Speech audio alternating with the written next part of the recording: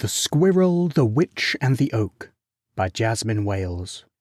First prize in the Yorkshire Festival of Story 2021 Children's Story Competition, judged by Michael Morpurgo. A long, long time ago, in a place that is now Hull.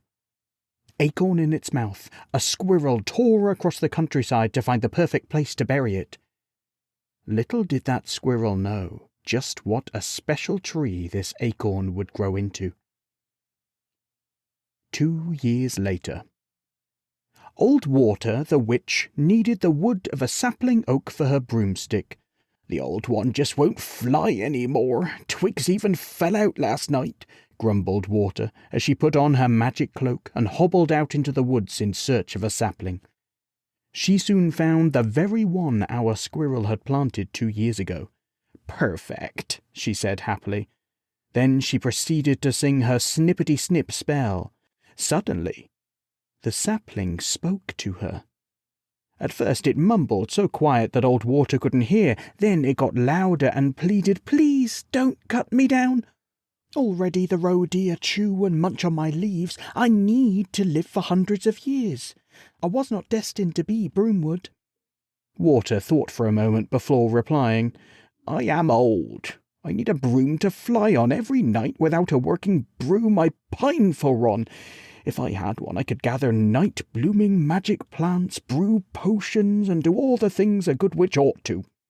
"Some day I shall have treasure," said the tree, "plenty of it.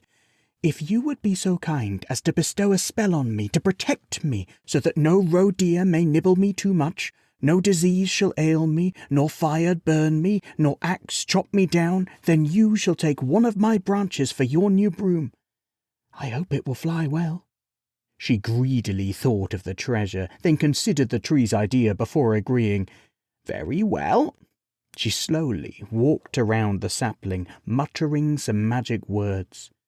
The oak glowed for a few seconds, and then the colour dissipated. A branch dropped to Water's feet. She stooped down to pick it up and turned around to leave, but then she remembered the tree's mention of treasure. "When shall I get my treasure now that I've helped you?" croaked Water. "When I am broad enough to contain it," said the tree.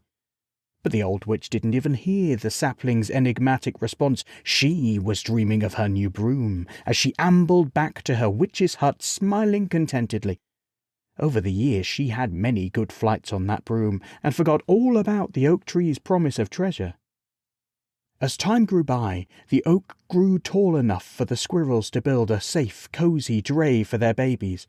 The tawny owls, chaffinches, and jays built sung nests into it. No longer a sapling, the tree became a home to all these, to more wonderful creatures.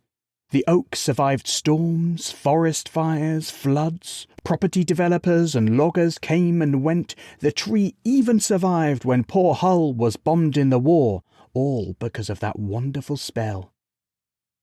Years later, Water's great-granddaughter was out picking mushrooms at the foot of our now ancient oak tree we have followed through life. She gazed up at the birds and squirrels and glanced down at the flowers and mushrooms. "This is treasure, life and nature," she murmured blissfully as she stood up and walked away. The marvellous oak can still be seen in the story wood today.